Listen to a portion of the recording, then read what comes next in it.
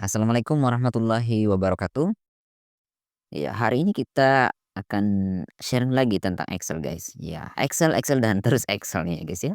Jadi, jangan khawatir, ya, kita akan membuat Excel menjadi lebih mudah daripada membuat nasi goreng, ya.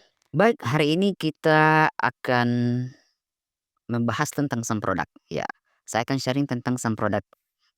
Oke, kali ini kita punya data pembelian seperti ini per tanggal 31 Oktober 2025.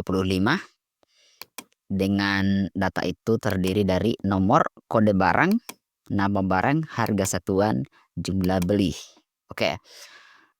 Jadi kita akan mencari total pembelian keseluruhan dengan harga satuan segini, dengan jumlah pembelian segini. Oke. Nah, kadang biasanya kita itu menggunakan cara ini, guys. Yaitu sama dengan ini, ya, jumlah belinya, kemudian kita kalikan dengan harga satuannya. Lalu kita akan copy ke bawah seperti ini, guys. Nah, lalu kemudian kita, apa ya, total ini, total, nah 165.000. Oke, ini memang benar hasilnya seperti ini. Nah, tapi ada yang lebih powerful daripada cara ini, yaitu dengan menggunakan fungsi sum product. Nah, sebelum sebelum masuk ke sana, saya akan menjelaskan secara manual terlebih dahulu. Nah, seperti ini. Perhitungan tadi itu secara manualnya seperti ini, guys. Misalnya, tadi itu kan ada ini apa, nama barang buku. Buku di sini harga satuannya adalah 10.000. Kemudian jumlah yang kita beli itu ada 2, maka di sini 10.000 kali 2 hasilnya adalah 20.000. Nah, kemudian ada lagi tuh pulpen 5.000, kita belinya 3 buah, maka hasil perkaliannya adalah 15.000. Kemudian sampai ke bawah ada penghapus 2.000, kita beli 5 kali 5 hasilnya adalah 10.000. HVS 50.000, maka dikali 2 lagi, karena kenapa? Jumlah belinya, hasilnya adalah 100.000. Kertas ada 5.000, kemudian kali 4 lagi, nah hasilnya adalah 20.000. Nah, maka jika kita menggunakan sum product nantinya, maka akan seperti ini manualnya, yaitu total dari keseluruhan dari barang pertama sampai barang kelima, yaitu 15.000 ditambah 20.000 tambah 10.000 kemudian ditambah lagi 100.000, 20.000, maka hasil keseluruhannya adalah 165.000. Seperti yang kalian tadi lihat penjumlahan, yang saya lakukan tadi, ya. Jadi kita akan tunjukkan bagaimana kalau menggunakan rumus, ya. Rumusnya adalah sum product, sama dengan sum product. Oke. Maka array yang pertama kita blok adalah di harga satuan sampai ke bawah, kemudian titik koma, array kedua di jumlah beli sampai ke bawah, lalu tekan enter. Hasilnya seperti ini, sama kan yang tadi, yaitu 165.000. Oke. Selanjutnya kita akan bahas kasus kedua. Oke, kita punya data penjualan per tanggal 1 November 2025 dengan datanya hampir sama, guys. Oke. Nah, di sini ada nama barang, harga satuan dan jumlah beli. Oke. Nah, kali ini kasusnya adalah kita akan diminta gitu. Diminta berapa sih terjual buku, berapa harga terjual buku dalam data kita. Oke, untuk mencarinya kita cukup menggunakan sama dengan sum product. Nah, kemudian kita masukkan satu, eee, buka kurung dulu, guys, ya, satu kurung dulu ya. Kemudian kita blok sampai ke bawah, kemudian waduh, ini kenapa ya? Oke, kita blok manual aja, oke. Kemudian,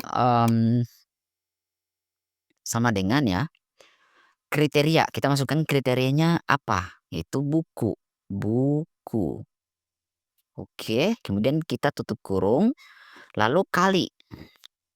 Apa yang dikalikan? Yaitu harga satuan sampai ke bawah, kemudian kali lagi dari jumlah beli sampai ke bawah, lalu tutup kurung, enter.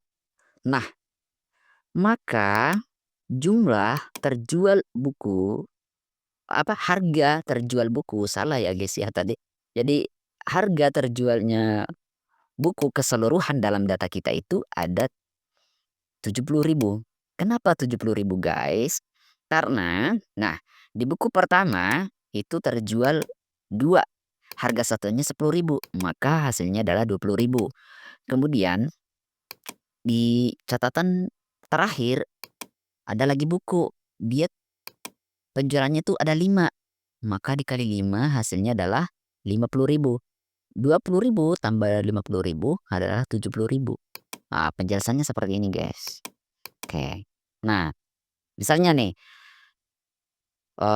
cara manualnya hitung biaya untuk setiap barang. Nah, pertama di baris pertama ini itu ada buku kan. Nah, karena kata buku yang kita cari apa? Ya, karena kata buku yang kita cari di dalam rumusnya tadi ini, maka dia akan diperlakukan sebagai satu, gitu. Makanya di sini 1 kali 2. Kenapa 2? Karena jumlah belinya ada 2. Kemudian dikalikan dengan harga satuannya. Maka hasilnya adalah 20.000. Kemudian di baris kedua ada pulpen. Nah, di pulpen ini karena bukan buku, maka dia akan terbaca sebagai 0.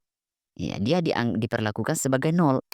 Maka 0 dikalikan dengan 3 jumlah belinya, dikalikan dengan harga satuan, maka hasilnya adalah 0.